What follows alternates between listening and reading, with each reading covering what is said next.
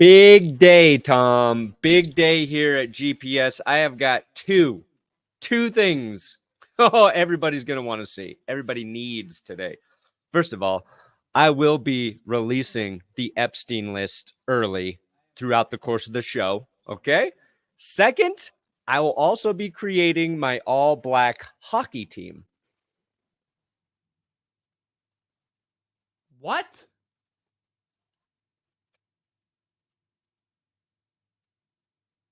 Be an interesting show.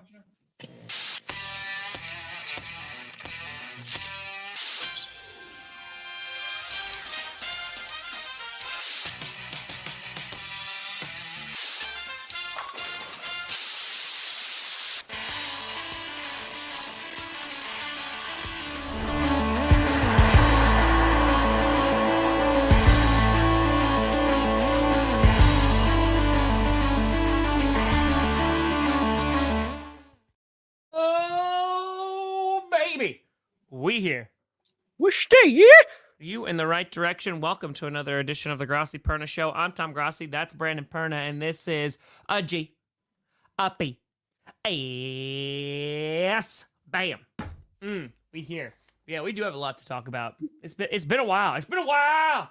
Feels like it's been a bit since we've seen each other because I feel like more and more is happening on these Monday night games. Yeah. And then it's just like, damn, like that Tuesday of not seeing each other. It's like, oh yeah, but it also feels like it was 8 days ago. Yeah. Like I'm sitting there and it's Tuesday and I'm like writing out stuff and I was like, is it Wednesday? I have no idea what day it is anymore. But I thought yesterday was Wednesday several times. Yes. It's just, dude, we're in week 16. I know. You know, Brandon, back in my day, there was only 17 weeks in the NFL regular season. Yeah. I remember like it was yesterday. Oh, yes. But, yeah, there's a lot to talk about. I want to talk about Drew Lock so bad. I want to talk about Drew Lock with you so bad. Yeah, that's like, I was like, we really need to be doing a Tuesday morning show, but I ain't doing it till I get 1 million subscribers. So you guys better pony up. Pony up. Yeah, that was, there's so much to talk about with Drew Lock there. And the Seahawks and that win, the Eagles nosediving. This is what I love about the NFL. 3 weeks ago, Jalen Hurts. I think he's the MVP. That's the consensus. Now, Jalen Hurts sucks. The Eagles need to find a different quarterback. Yeah. Boom. The opinions change so quickly. You are giving no leeway as a football player. Like, Jalen Hurts got the Eagles to the Super Bowl, played incredible in the Super Bowl. They still lost. Dude plays through a little rough patch here, has the flu. Their offensive coordinator's gone.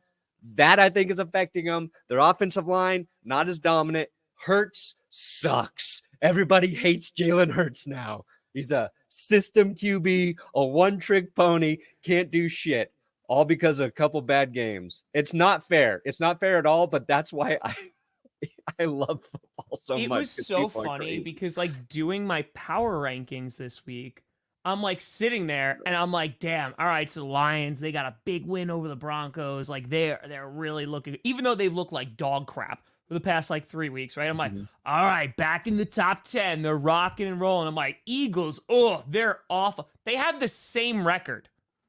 Like, the same amount of wins and losses, the Eagles and the Lions. And we're just like, Eagles, write them off. They're done. Yeah. But that is the NFL. And I feel like this year, especially with just like the absolute chaos and randomness of it all, it feels like it really, I know we've been saying week to week, but like it goes from Super Bowl contenders to absolutely not within to fire a game. Everyone. Dude, everybody's got to go. It's wild.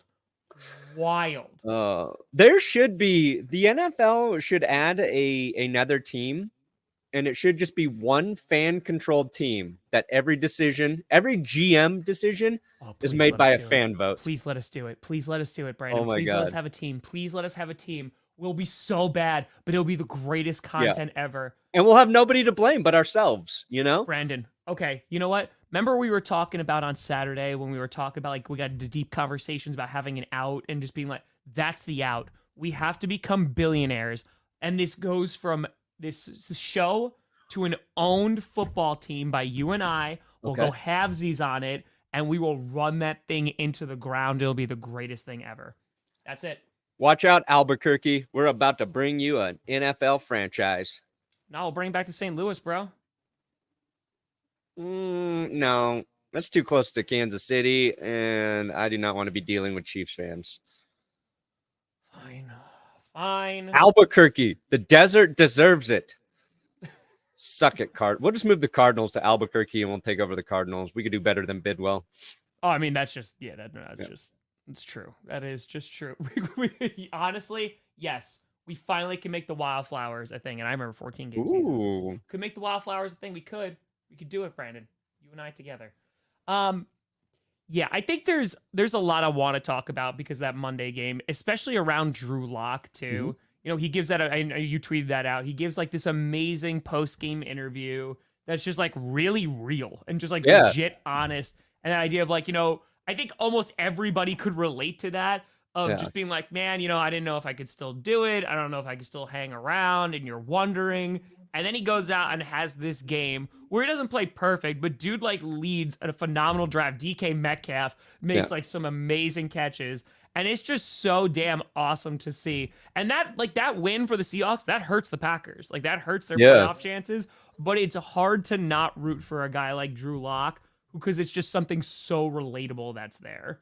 Yeah, it was early in that game, and he wasn't even playing well, but like I was watching it and multitasking, and I was just like, you know what? I'm low-key really rooting for Drew Lock right now. And like I like the Eagles too. Like I root for the Eagles.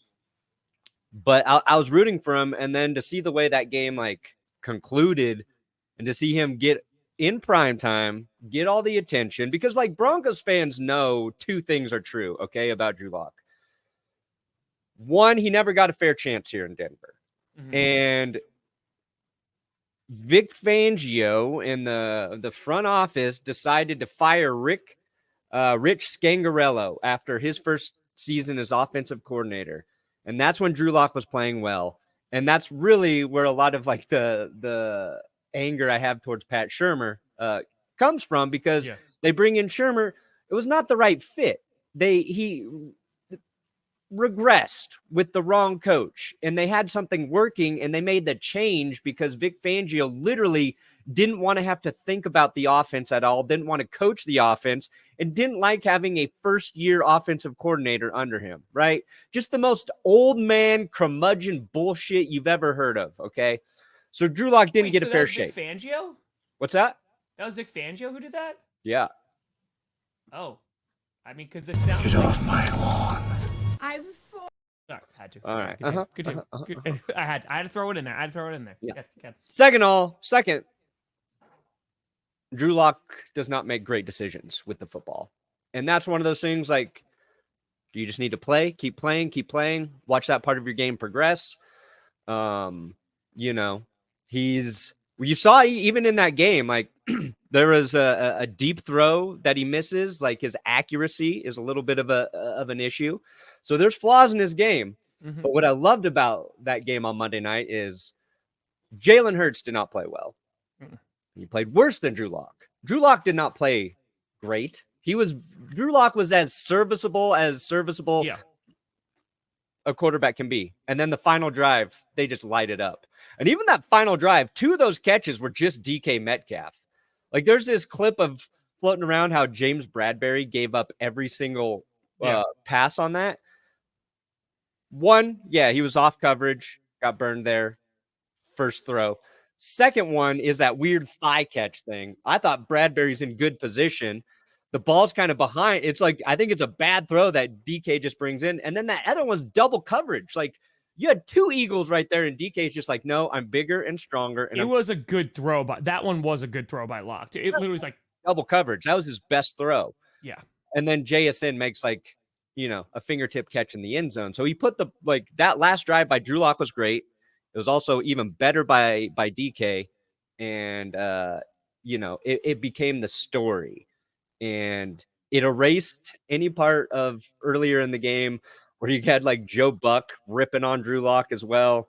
And we were all happy for Drew. It was cool to see so many people rooting and happy for him. That little moment, and that's the one thing that kind of went viral of him checking the fit, and you see Geno Smith on the side. Like, that is just, dude, Monday night, and I really think it's reflective of this season, just shows how effing awesome sports are. And especially the NFL, because how many times has this happened this year? Josh Dobbs, right? Yep. He's coming. Joe Flacco right now. Jake Browning has gotten there too. Now Drew Lock. There's just been these stories of these underdogs or these backups or these guys who really haven't gotten a shot, and they've been able, Tommy DeVito, who have come in, and even if it's for a week or a couple of weeks, they make a profound impact in the way that the NFL moves, that usually takes over a story. Because now they're talking about, well, did Drew Lock get a fair chance? Do we continue to start Drew Lock? And I'm not saying that he's going to be the long-term starter. No, Geno's better than Drew. I'm comfortable saying that. Yeah. But those moments are what make this sport awesome. Yeah. Because it's just any given night could go out there, and a Drew Lock can knock off the defending NFC champions. Yeah. It's cool. It's done two things. It's increased the value, I think, of backup quarterbacks. Mm-hmm. This season specifically is oh God, we really do need a solid plan for QB2 because it's affected so many teams. And Drew Lock, I think, earned himself possibly a chance to compete for a starting gig at some point. I'm not saying it's this year or next year, but also probably just extended his career by years and by money, by coming in and getting a win against a good team in a big game, in a big moment in front of everyone, because that's all you're hoping for your backups. You're usually looking at your backup quarterback as your short-term stopgap until your QB gets healthy. Yes. This year's been a little bit weird because so many quarterbacks just suffered season-ending injuries. Mm-hmm. But if you're a competitive team and your guy's got a weird thing, CJ Stroud's a good example right now. He's going to miss another week because of concussion. And now, holy shit, we got Case Keenum versus Joe Flacco this week, Tom. Yep. My two former Broncos saviors going head-to-head, and they are both pushing to keep the Broncos out of the postseason. But again, the Case Keenum, helped. I mean, he was not good. He was not good. Got the win. But Joe Flacco threw 3 interceptions? I mean, he came back and made up for it. But that's also why these folks are backups as well, right? And also lack of playing time. It's been a while, all of those things. Yeah. And to kind of lead into this question that I've been highlighting there, because I think it's a good question. I think it's almost like the Tom Brady effect, where you'll have Tom Brady wins all these Super Bowls, so it's anticipated that all these teams are going to win all these Super Bowls. If you have a good QB, all of them are going to win the Super Bowls. And Burrow, I don't think it's necessarily realistic expectations that he's kind of altered. I think it just goes to show instead what it should be is that when you draft well, this is one of the things that can happen. Because again, you take a team like the 49ers and why they've been able to be so competitive, even when they have a huge swing and a miss with Trey Lance, they draft well. They got a Brock Purdy, which they got lucky on too. But doing that, and because they have so many skill players, they work throughout the season, GMs, trades, all that great stuff, they're able to be competitive. So, yeah, I mean, you mentioned Drew Lock not being the best thrower of the ball, but that's why you got and got a guy like DK Metcalf. Yeah, and you deal with some side effects, right? Guy's gotten ejected, started some issues, but that guy can catch a football. Yeah. He could go catch a ball. And I'm sorry, if it comes down to DK Metcalf or George Pickens, who is I didn't feel like blocking. And that seems I don't know what's going on with Pittsburgh, dude, but it's a mess. Sad. It's sad because it's the Steelers, and it's the opposite of what the Steelers have been and stood for their entire duration as a franchise. Yes. Even if they're not the best, you're that's a tough football team. Yes. Not anymore. Them motherfuckers soft in Pittsburgh, Tom. They are soft, dude, on that offense. But back, one last thing here, because with all the backup quarterbacks, I think Jake Browning is the only one rising as a guy I think teams will be looking at as somebody who could be your starting quarterback. He needs one or two more good games, because all of these guys have come in and played well. like they've done like 2 good games, and it's like that third game, like, oh, okay, defenses know what they need, their weaknesses.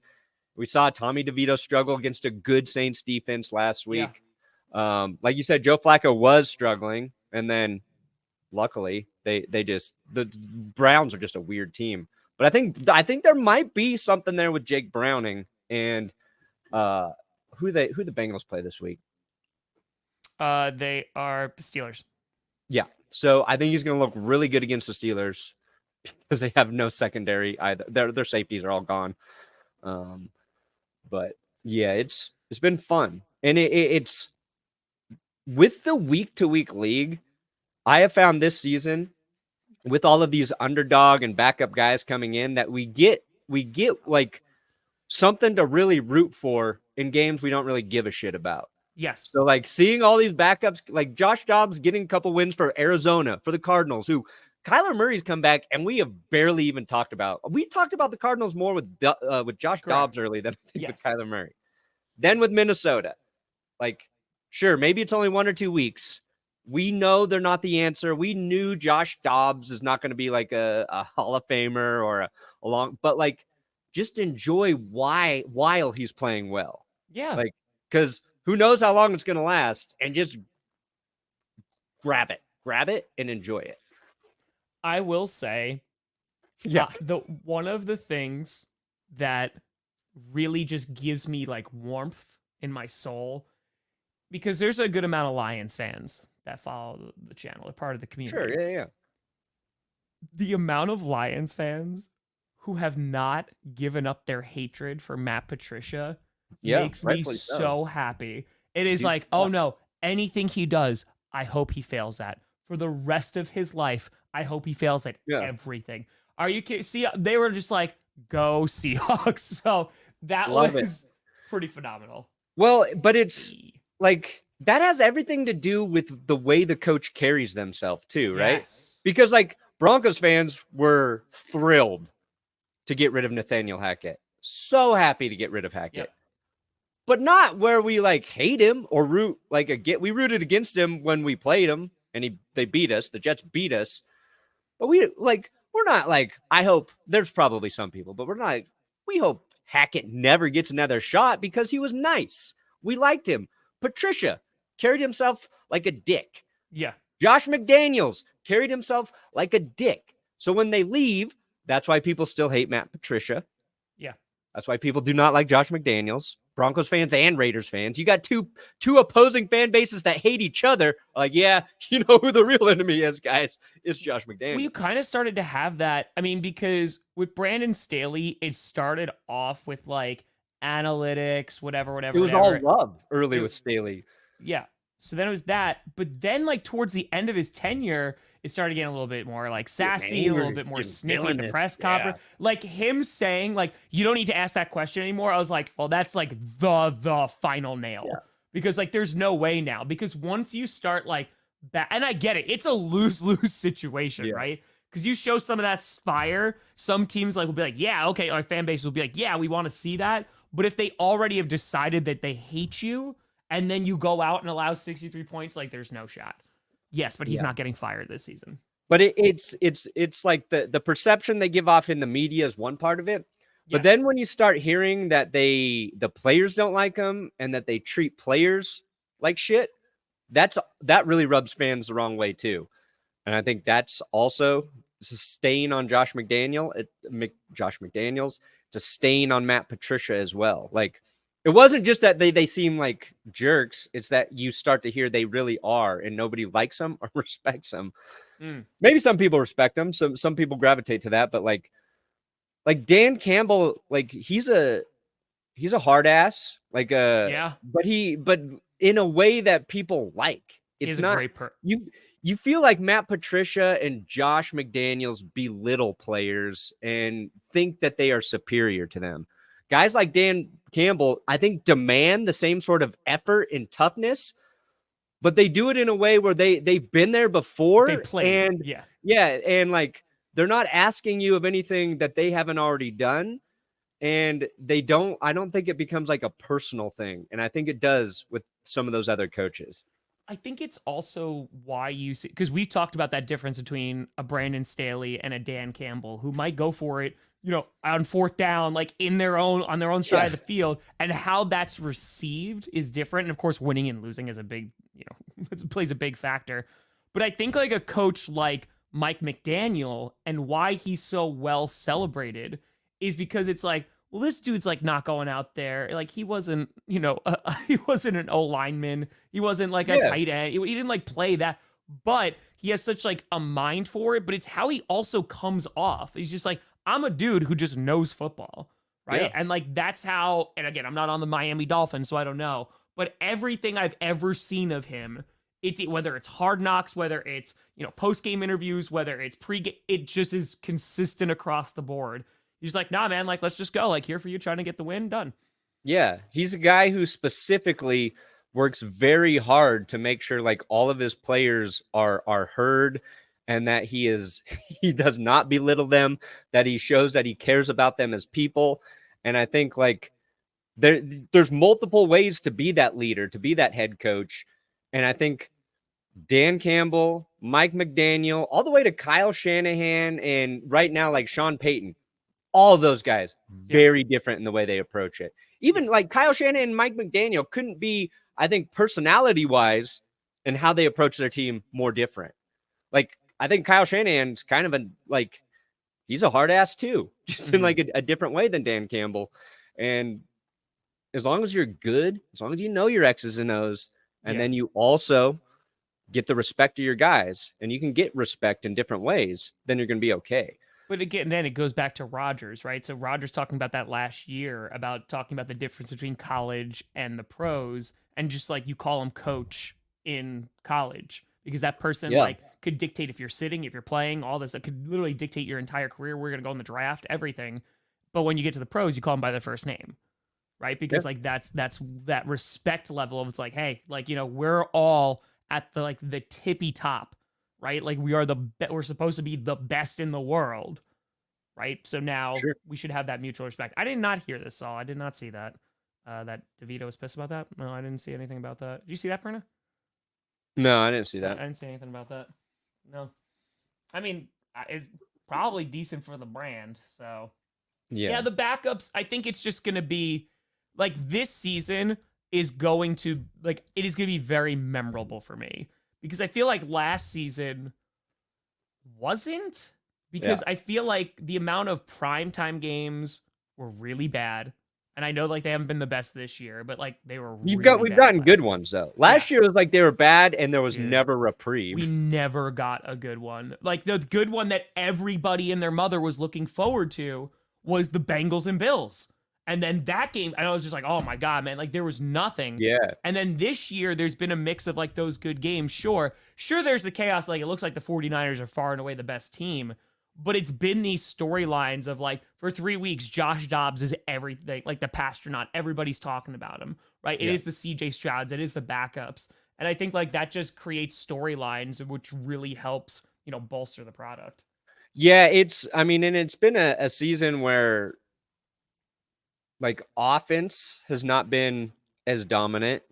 There's not like Tyreek Hill was the closest guy to having like a statistical sort of standout season. Sure. And then he gets hurt, right? He misses a game. It's like, okay, now his chance of hitting that 2,000-yard season are getting lower and lower. And like when we think of like really good football seasons, we're really talking about fun offensive football seasons. Yeah. Where you've got a couple quarterbacks throwing for 5,000 yards or a quarterback's on pace to break the touchdown record. Sure. Or and we just don't have any of that, but we've been saved by, like you just said, those storylines.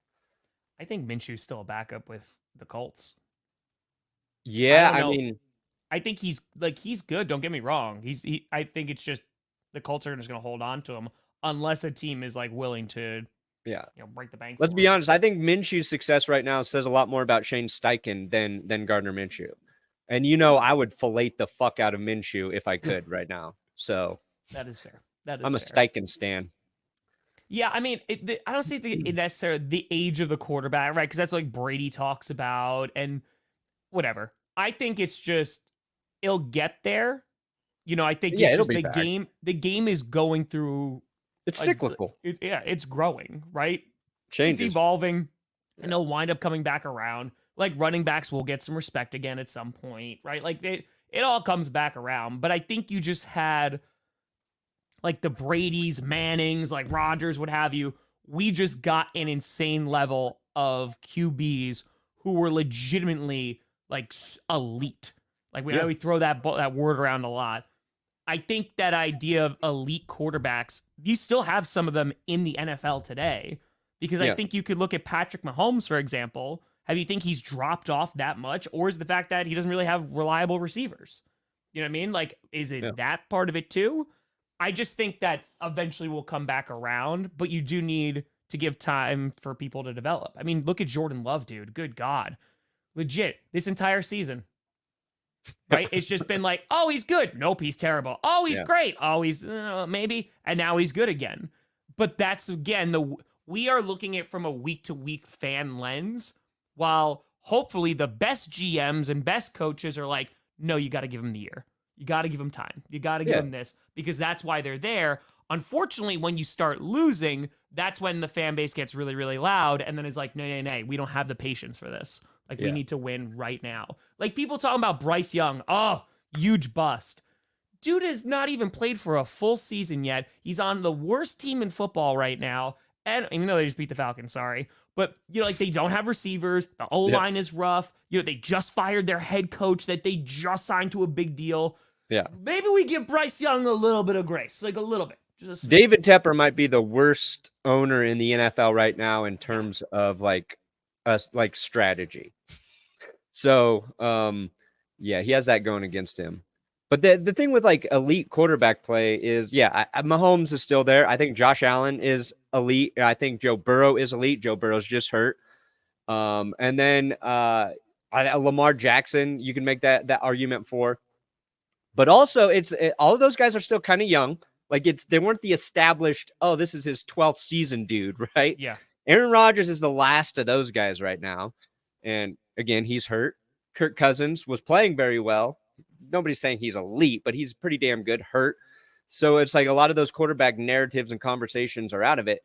And then you've got, I think, another guy in that conversation in Brock Purdy, but people just do not want to buy into that. They want to give everybody but Brock Purdy credit there. Exactly. And I think it's more of just a time. Like one more good season from Brock Purdy, and then people will buy in. But it's also like Jalen Hurts, right, who was lighting it up last year. Yeah. He's having a bit of a down year. Patrick Mahomes not having his best year. Joe Burrow is injured, like you're saying. Rodgers is injured. So there's just like the age of the quarterback this season hasn't even like come into play here. Dude, Dak Prescott could lead every statistical category on earth, and you would never get a consensus that he's elite. He could break the passing touchdown record, and people would still be like, nah. I don't think so. No, I don't. I think the Patriots are going to draft their guy, and it's the same exact thing here. Like, if the Bears wanted a new QB, they're not going to go after Jake Browning. Like, they're going to go after and like draft a new guy. Yeah. Browning's a Bronco. Book it. You just want him. He's the right guy. Listen, all I'm saying, Browntown, baby. Mayfield, take me to Browntown Bucks all going up against? Day and night. I forget who the Bucks. Oh, they're going against the Jaguars. Ooh. Oh, but the Lions are playing the Oh, that's a tough defense. Damn. I like Browning against the Steelers, honestly. Browning might be it. Oof. Minka Fitzpatrick, I think, out. Kazi, suspended. The amount of times I got tagged in this. So there is a house that's literally right across from Lando that's going for $700,000. I know exactly where that house is because you pass it I like literally walk down that little stretch. I think I've seen that house before. Like I know exactly there's a feature where done it on is. it. It's at the end of the street. It's at the right side. Lambo's right there. I know exactly where it is. There's people usually sitting on that little porch right there. I saw that. Yeah, I got tagged. They're like, Tom, this is it. This is a new house. The funniest part, if you lived there, is like on game day where everybody would expect you to be outside. You wouldn't. You'd be inside, hidden in your home with all the action out of your window. As I then have to like put like soundproofing things on there because it gets loud because everybody walks over there. Like everybody. Yeah. Wouldn't matter at all. Also, real quick, speaking of quarterbacks, so Aaron Rodgers, I know, folks, shocker of the year. I know He's not coming back to play. I know, but he was there. He's making one-handed interceptions. But yeah, no, it's he's not coming back this year. He said like maybe, a few weeks he'd be at 100%, which is still crazy, but yeah, no, which makes sense. And that's why like I don't buy in to Saleh getting fired. They're already too deep. They're too deep into it. So now they just need to make a decision for this offseason where they're going to have a top 10 pick. What do they do with that? Are they going all in, or do they draft a quarterback if somebody's there and then try to make a trade for a David Bakhtiari or trying to get something for their O-line? Because they need to upgrade that badly. That's going to be real interesting. Yeah. That is true, though. Let's go. Well, the good news is I'm back to sucking at Underdog Fantasy, Tom. My pick'ems. Ooh. All right. So for Monday night's game, I wanted to share something that I thought was funny. I picked lower on Jalen Hurts. All right. 22.95 points. I'm like, that's kind of high. I think the way the Eagles win this game is really lean into the run game. And by run game, I don't mean Jalen Hurts running. I mean using their running backs, control the clock. So I'm like, I like Swift for higher. And they tried to get him involved, but Seattle's defense, I thought, just did a nice job. The whole game, though, in my brain, I think I take Hurts for higher. Yeah. So I'm rooting for Hurts to get the rushing touchdown, to pick up yards. The whole time I'm rooting against myself, Tom. And as soon as he hit where I thought he went over, I'm like, yes, let me go check to see where Hurts is at. And it's red. And I'm like, wait, what? And they go, oh, you idiot. You picked lower on him. Only guy I got right is my man Will Keys' man, Sabonis from the Kings. Great job. He crushed it. I went with Jokic. I'm like, okay, I'll take Jokic higher. Not even close. And the Nuggets, it was because the Nuggets played so well. The Nuggets played so well. Jokic didn't even have to do much. So I was back to only getting one right.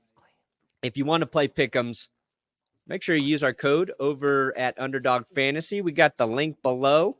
The code is GPS. When you put GPS into Underdog Fantasy, when you sign up, they know we're working. They know we're doing a good job, and they're going to match your first deposit up to $100. And what do we got? Where do we got? We got Battle Royale, NFL main slate. We got the Christmas coin toss. $5 entry. I did that last episode. Might as well do another. I'm going to jump into this draft. Nope. What? What does this mean? Developer Why are you trying mode? to develop things, Brandon? Why you do that? I appreciate Am I a developer now? Did they give me special access? Let me go change some Congratulations on your code. new job, buddy. You did it. Doesn't matter if you have one ass cheek and 3 toes. I will beat your ass. I agree. I don't think Dan Campbell's going to win Coach of the Year this year. I think it's like Stefanski or D'Amico Ryans. I think is probably going to win it.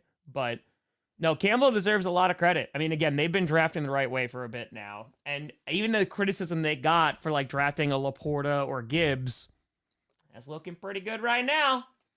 And no, they're still a playoff team. Like that, but this goes back to what we were talking about in the very beginning of this show. Like the Lions and Eagles have the same exact record, but we are talking about them very differently. And rightfully so for the Eagles. They've lost 3 straight, right? So if there's any team that like maybe should not be feeling great is the Eagles, but they're still in the postseason. Same exact thing with the Cowboys. And as we've been talking about with all the chaos this year, you just got to get to the dance. And that's it. Just get there. That's it. Does anybody know why the Colts suspended Isaiah McKenzie and Troy Brown? I don't know. I'm asking everybody in the chat, by the way. Like, I don't know why they got suspended by their own team. True. But anyway. Was that new?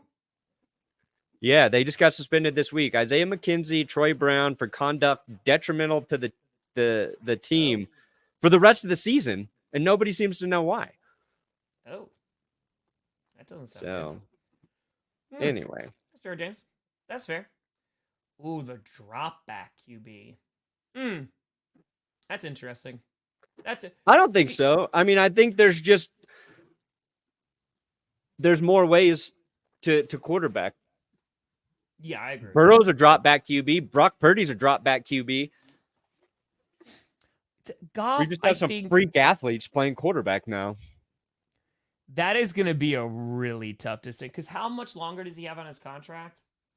Let's see. Is it this year it's done or is it next year? I feel like it's done. It's next year. Okay. Ooh, yeah, like Goff's a fun decision. So Goff, though, you leave it.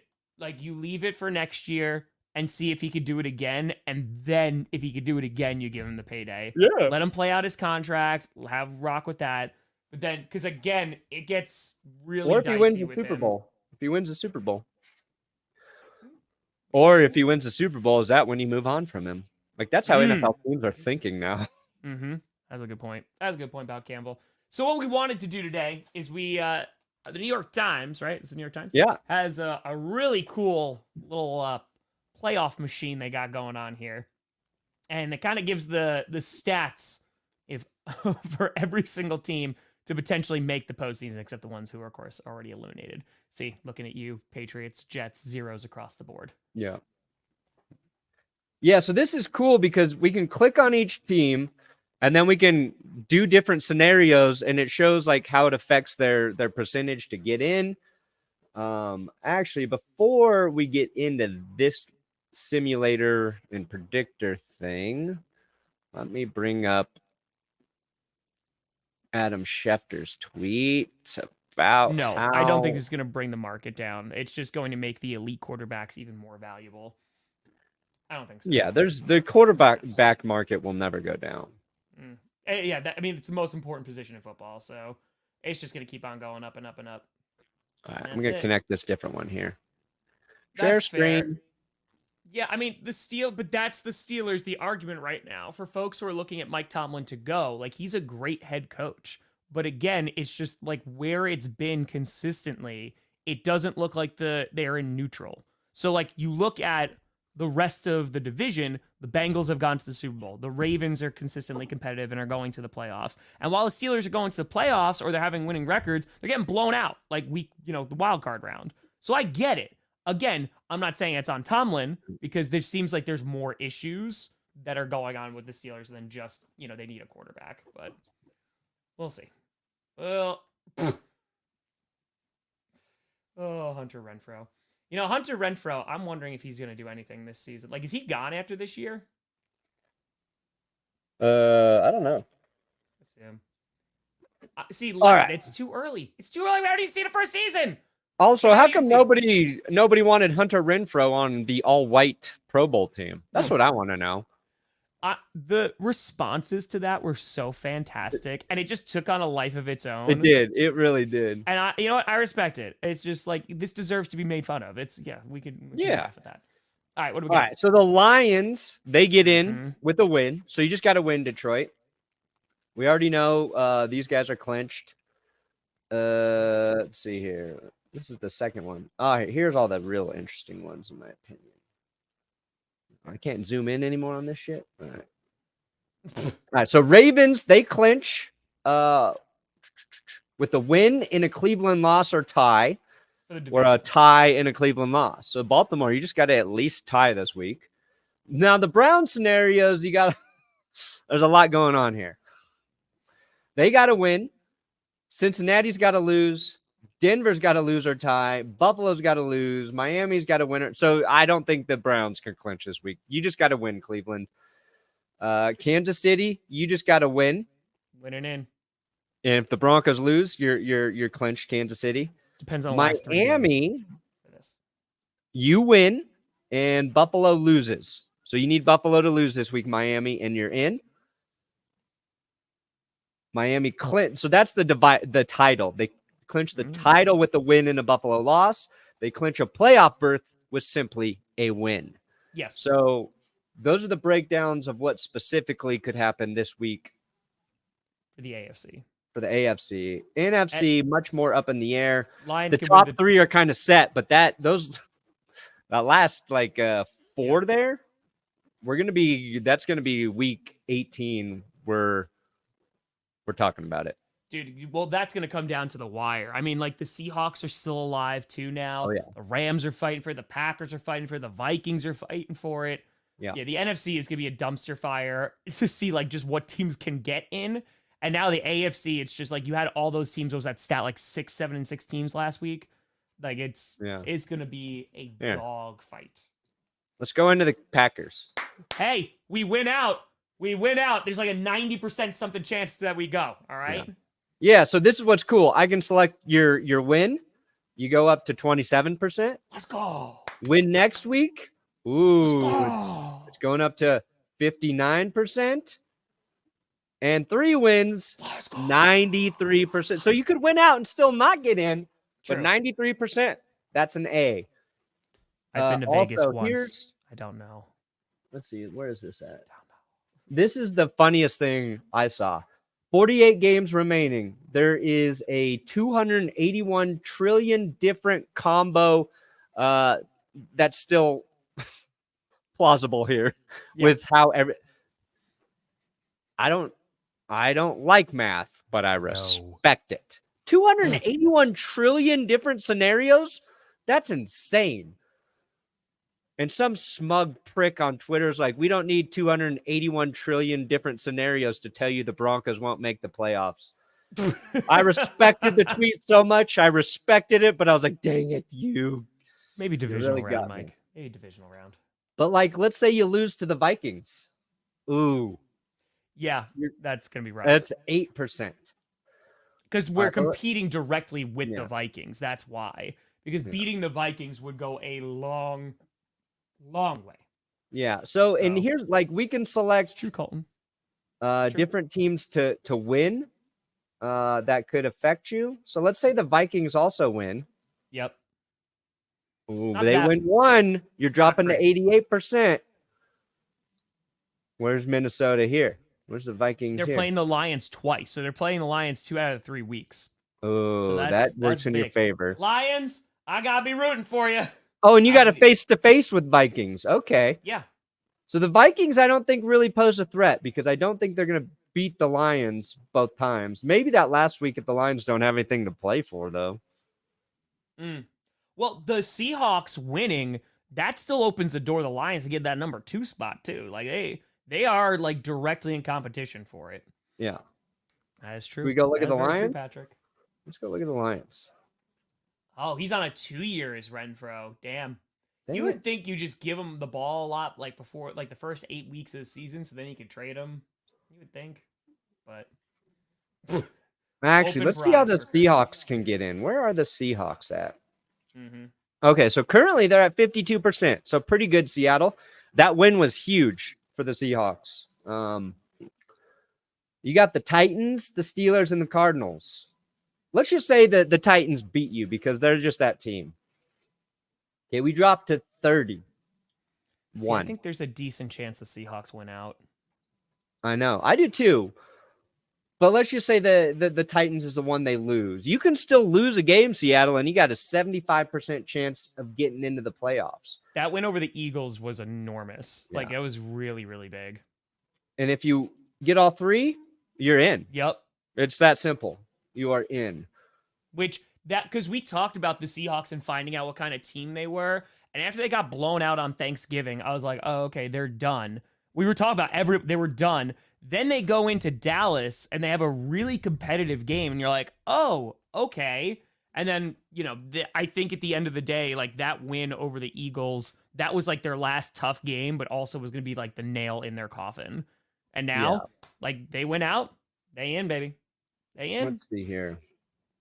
What happens if the Rams also win out? Yeah, I don't think the 49ers, because the 49ers, their toughest game, well, they got the Ravens, so it could happen. Then they got the Rams the last week. So maybe. You never know. But 49ers going to have a pretty decent collapse for that to happen. If the Rams win out and you win out, Seattle, you still got 98%. But if you lose one, yeah. The Seahawks are in a good position to get in. What if you lose 2 games?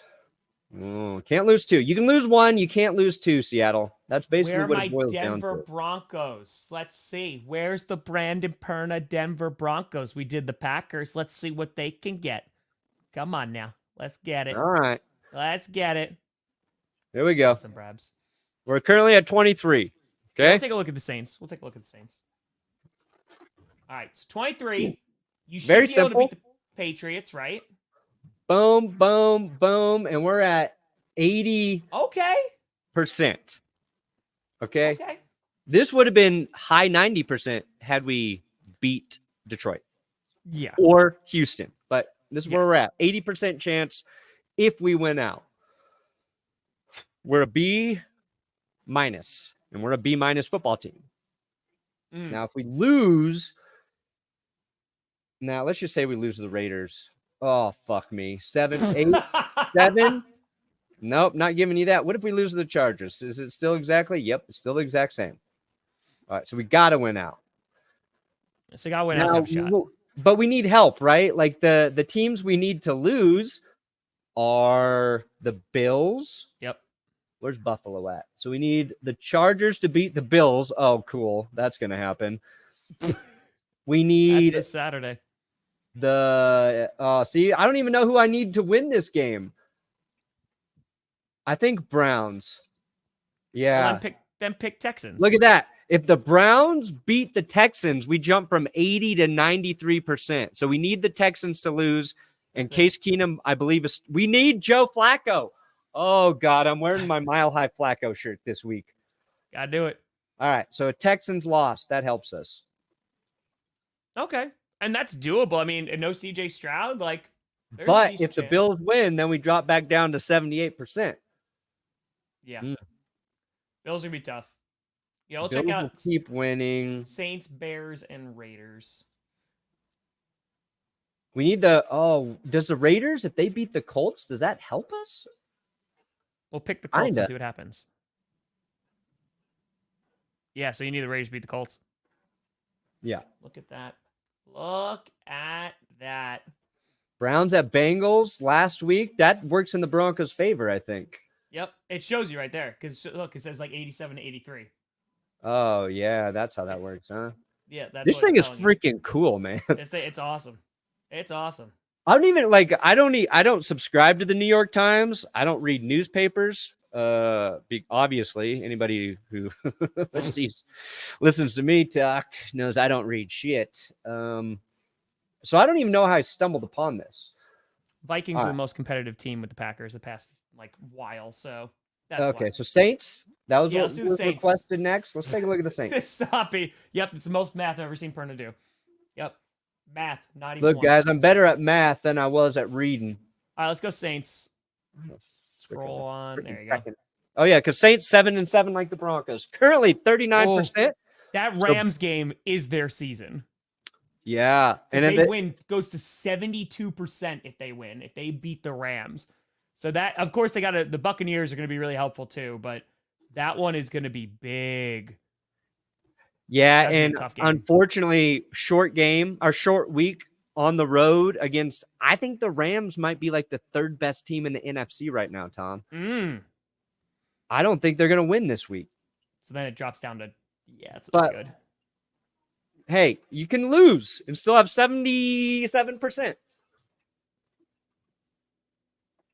Still a shot. They need to beat the Buccaneers, though. They don't beat the Buccaneers. What if they lose? Look at that. It doesn't really change much. Look at that. Yeah, this game, week 17, Saints Bucks. That'll be nice. But yeah, you have to beat the Rams. Yeah, because the Rams that's how you're going to get. Because here, when this is my prediction. Yeah, exactly. So, all right, let's check out. I want to check out the Bears. Let's see the Bears because I want to see. Oh, how do we get the Bears? How they could actually do it. I completely agree with this. Stefanski is 1,000,000%. Completely, totally agree. All right, let's see how the Bears can get there. Let's see. Ooh, look at them look at these bottom. They're at 2%. If they win out, they're at 4%. If they win out, Tom. Yeah, that's 11. Oh, they say 11. To 11. And that's the Packers have to lose. All right, let's see if we can help that's them gonna be that Let's is see if we gonna can help be them here. real difficult. We're gonna have the Titans lose.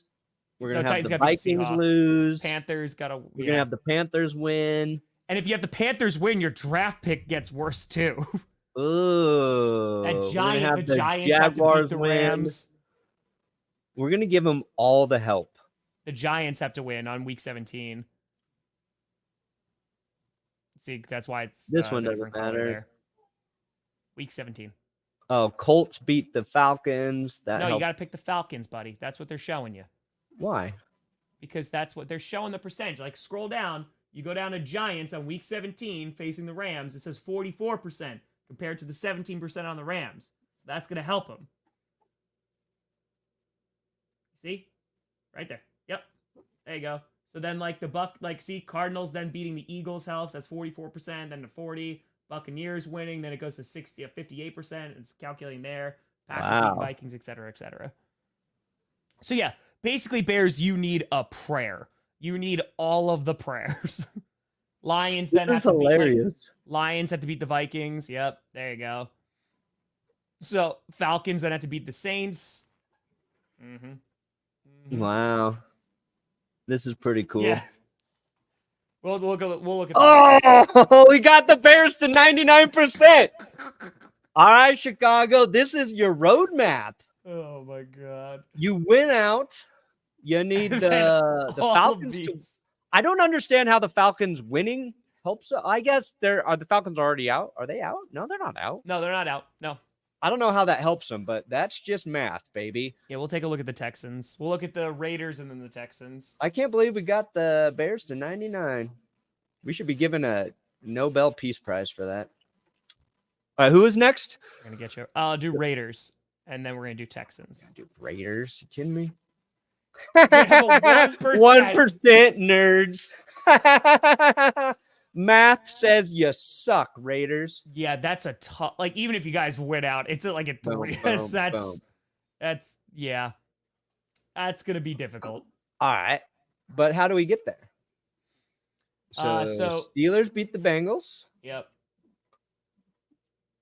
Yeah, Falcons beat Falcons the Colts. Beat the Chargers beat the Bills is gonna help a lot. Boom. The second one. Second one. Just the second one down on week 16. Chargers beat Bills. Why are you scrolling down? Second one on week 16. You gotta say go up. Look up. You say down. It's the second one.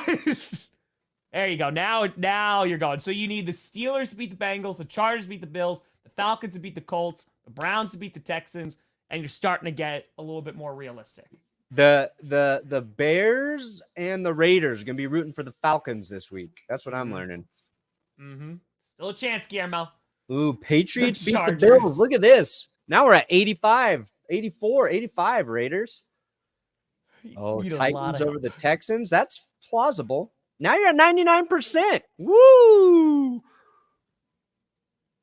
Oh, that goes down. If the Bengals beat the Chiefs, that goes down a little bit though. But then we'll give you a Browns win. Boom. Raiders. Not that crazy. You are Barnden now. Texans, what was requested. All right, Houston. To get the Chiefs out of the playoffs. Oh, okay. We'll do that. I like that. Oh, we'll get Texans. Let's do Texans first. You know, we're gonna do Texans, then 57%. It's not bad. Chiefs gonna get F'd. So dude. The biggest game. Obviously, the Browns one's important. They win out. They're in. That's easy. You control your own destiny. The problem, Houston, that Colts game. You're probably not gonna have horse killer. Yes. Stroud this week. So, but look, you can lose to the Browns and then win too. And you got a 97% chance to get in, Houston. Yeah. But your final 2 games, 2 division teams. That's tough. The Colts one is gonna that game could be Sunday Night Football. It legit could be Sunday Night Football. Yeah, that's a huge game right there. All right. So Texans, it's simple. Just keep winning. Yeah, that one's easy.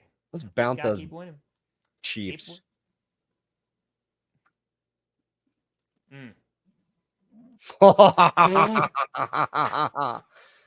All right. So even 3 losses, you still got half a chance to get in. Okay. Yeah, well, dude, they still have them winning the division right there. Well, yeah, they've look. That's it wouldn't even be wild card. They just win the division. All right. So Chargers. Ooh, so Bills win there. Okay. Yep. We need the. That Colts Raiders game is really important. Why does everybody need the Falcons to win? Because they're playing the Colts, dude. It's the Colts. No, I know, but like, okay, Colton. duh. Yeah, I'm that's thinking why. of it backwards. That's why it's the Colts. I'm thinking backwards. All right. Mm-hmm. So Browns need to win. Oh god. I'm getting them out of here. That's okay. Let's see here. You're trying to eliminate them. So you want Bengals the Bengals need to win. Yep. None of these games are like super important because they're not swaying it. These are the important games. Like you need the Bills to win. The Raiders beating the Colts would be big. Oh, suck and it. And then the Broncos beating the Chargers. Ooh. It's basically for the division. Oh, yeah. The Broncos would win the division. Oh yeah, just so that happened yesterday. Yep. That's how you do it. This is like I should troll Chiefs fans and just tweet this. Let me see. The top part here that shows the negative 1% chance to make the playoffs without any of the context below. You know what? Yeah, I think the Bengals could beat the Chiefs. Like, I think they are. I think they're going to. What is it if like all those things happen, but then the Chiefs and they win the last 2 games? That one. Oh yeah, literally. As long as like this is so it's 99 to 1%. Yeah, if they win one game, they basically got to win one game. Yeah, they're fine. They're fine. All right, can we go to? Can we try to get the Chargers in? Okay. Brandon Staley's gone. They make a miraculous comeback, and now this is their time. They got a less than 1% chance. The Chargers. Let's go, baby. So they got to win out. Boom. And it doesn't increase their chances at all. It went to 0, even if they win out. So hold on. They got to win. Now scroll down. Now let's see what. So none of these games help. Literally, it's zeros across the board. They have no chance. They got no shot. It's basically eliminated. Okay, that's rough.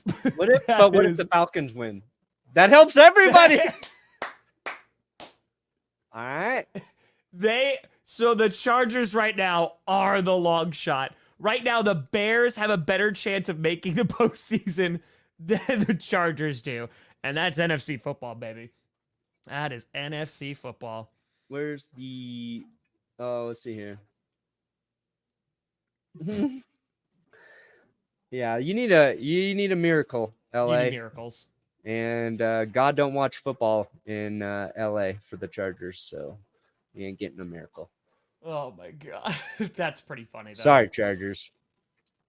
That's pretty phenomenal. Let's take a look at the Bengals. Rodgers is activated off IR, but he ain't playing. He ain't playing. So 3 wins, you're in, Cincy. Yep. Let's just say you do lose the Chiefs. 70%. Still not bad. Not bad. No. I feel like this is maybe what will happen.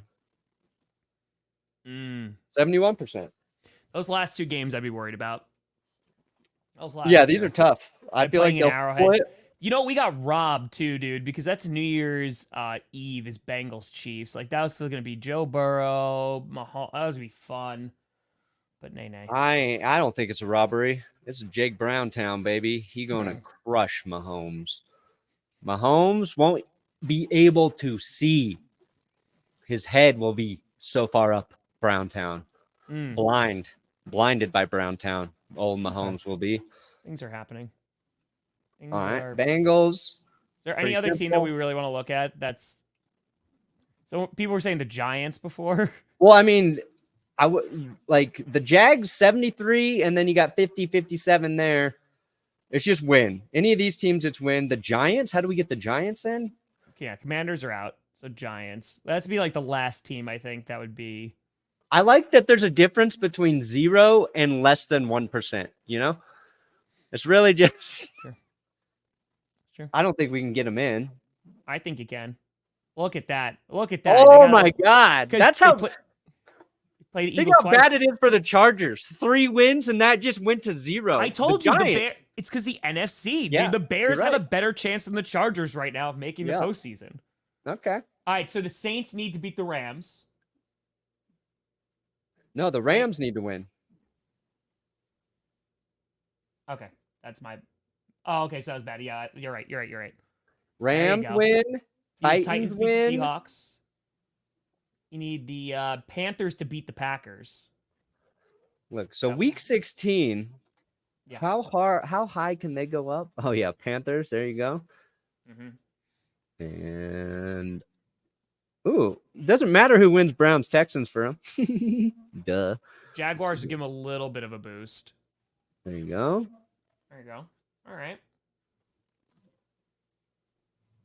And then the important games. Oh, here you go. Bears lose. That helps. Look at that. 1 week. Assuming this is predicting the next 2 after that. All right. So Steelers win. We don't believe in realism here. Packers win. Oh my God. You're at 91%, Giants. Tommy DeVito, you're going all the way. No realism.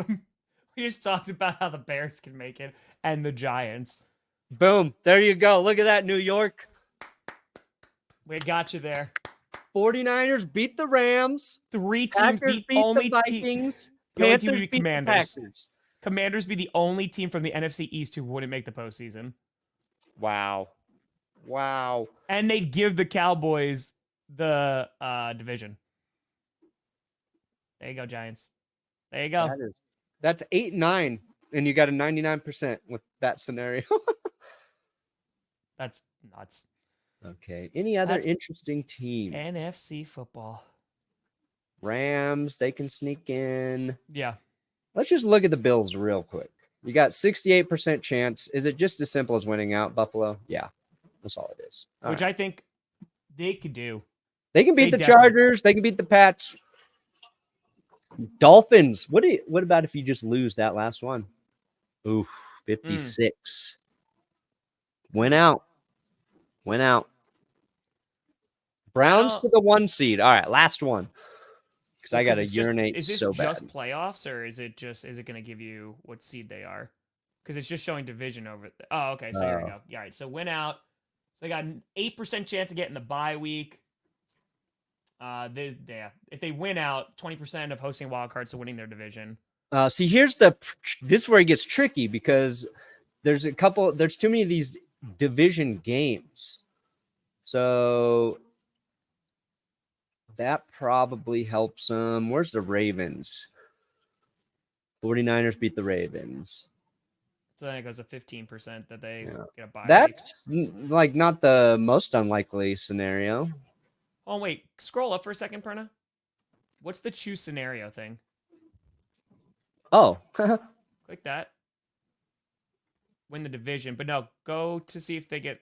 Is there a bye option or no?